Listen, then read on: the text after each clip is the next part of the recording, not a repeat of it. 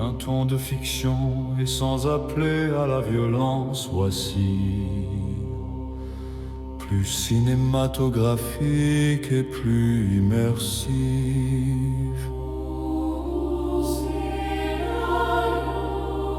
Les échos du royaume, acte 1, le peuple oublié.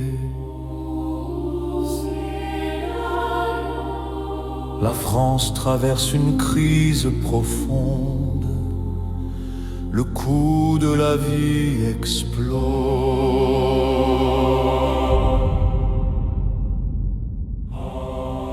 Les familles comptent chaque pièce. Beaucoup ne peuvent offrir qu'un seul repas par jour à leurs enfants. Les banques alimentaires débordent. Les commerces ferment les uns après les autres. Dans les rues, l'insécurité s'installe. les incestes, on parle de violence, de viol, de meurtre, de trafic. Les parents vivent dans la peur permanente de voir leurs enfants devenir les victimes d'un monde qui semble avoir perdu toute morale. Pour certaines personnes, ces ténèbres ne sont pas seulement sociales. Elles prennent une dimension symbolique, les démons qui représentent la haine, la corruption, la violence et toutes les forces qui détruisent peu à peu la société. Le peuple se sent abandonné. Les dirigeants apparaissent à la télévision, prononçant des discours lisses et rassurants, tandis que la réalité vécue Et tout autre. Il parle de croissance, d'économie, de migration et prépare les prochaines élections. Moi, je parle de remplir le frigo de sécurité, de démons de reconstruire, de lumière, de valeur et de foi, d'espoir. Acte 2. Les échos. Puis quelque chose change. sur les réseaux sociaux apparaissent des vidéos impossibles à ignorer. Des citoyens enquêtent, des documents émergents, des témoignages oubliés refont surface. La vérité semble enfin pouvoir être entendue. L'espoir renaît.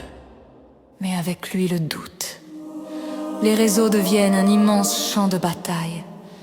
D'un côté, certains accusent, divisent et alimentent la peur de l'autre. Un mouvement appelle à l'unité autour d'une idée nouvelle. Retrouver un souverain capable de servir le peuple, plutôt que le pouvoir. Acte 3, les deux prétendants, De figures émergent deux visions. deux prétendants. L'un promet l'ordre par la force, l'autre promet de reconstruire le pays avec justice et responsabilité. Le peuple se divise une nouvelle fois. Les débats envahissent les familles. Les amis se déchirent, les réseaux sociaux explosent. Chaque déclaration devient virale. Chaque erreur est analysée. Chaque acte est filmé. Acte 4, Les actes parlent, puis survient un événement majeur. un drame, un choix.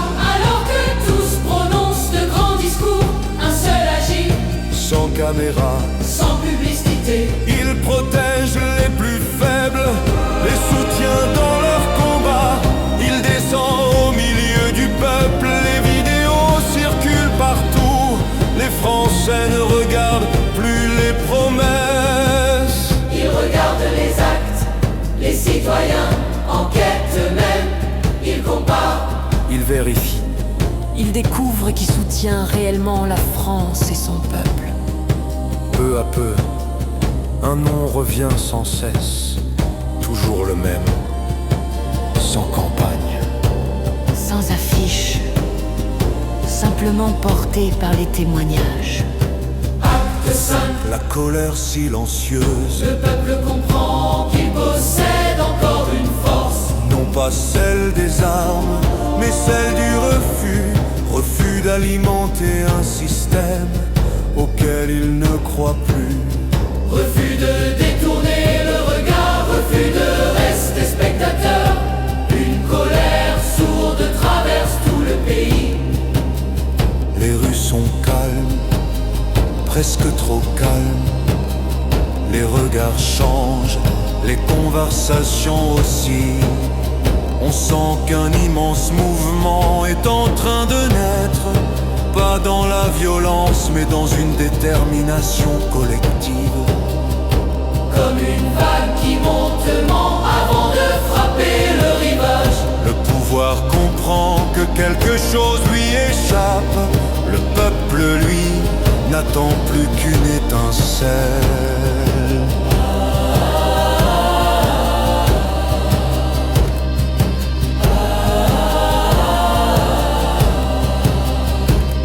Un thriller politique dystopique où l'attention repose davantage sur les révélations, les choix moraux et la mobilisation populaire que sur l'affrontement physique, construire l'histoire, tout en laissant le spectateur réfléchir à ses propres convictions. De fleurs la messagère.